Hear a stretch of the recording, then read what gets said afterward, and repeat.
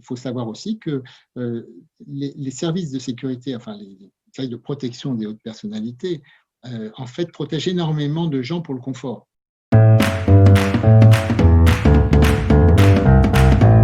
C'est-à-dire ce qu'on appelle les protections de standing, tel ancien ministre, etc.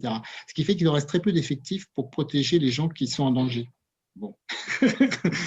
Voilà, ça peut paraître paradoxal, mais malheureusement, c'est la France. Ça. Pourquoi, comment ils ont pu lever vraiment, alors que Charb était quand même sur la liste d'Al-Qaïda, comment ont-ils pu lever, c'est d'ailleurs un des problèmes qui n'est pas soulevé au procès, comment ont-ils pu lever la protection? Je ne comprends pas. D'ailleurs, ils n'ont pas levé, ils l'ont mis à minimum. Ils l'ont mis à minimum avec les 2 gardes du corps basiques. Et ils ont enlevé la protection statique. Mais c'est bien pour ça que Franck a été tué, c'est qu'il était là. Il avait été votre garde du corps. Oui, en 6 ans. Et donc, et son collègue était parti faire des courses, hein, pour être clair. À la boulangerie, oui. Donc, bon, ce qui se fait au quotidien normalement, il ne faut pas jeter, voilà, parce que dans le quotidien de la protection, il y a toujours des moments de faille. Mais c'est le minimum et ça ne correspondait pas du tout à quelqu'un qui avait une fatwa, hein, puisque le magazine Inspire de mai 2013, il y avait une fatwa contre Charb. Voilà. Quand on voit avec quel sérieux les Anglais ont protégé Rushdie, on voit que nous, on est quand même des rigolos. Voilà. C'est très lié à la valeur qu'on attache à la personne qu'on protège, vous voyez, que l'État, l'exécutif, hein, attache. Donc, un ancien ministre, je me souviens, moi, quand ma protection a commencé, mes gardes du corps protégeaient aussi Charras. On ne sait pas pourquoi, pas tellement, voilà. Il est pourchassé par des gens des impôts, enfin, qui lui réclamaient.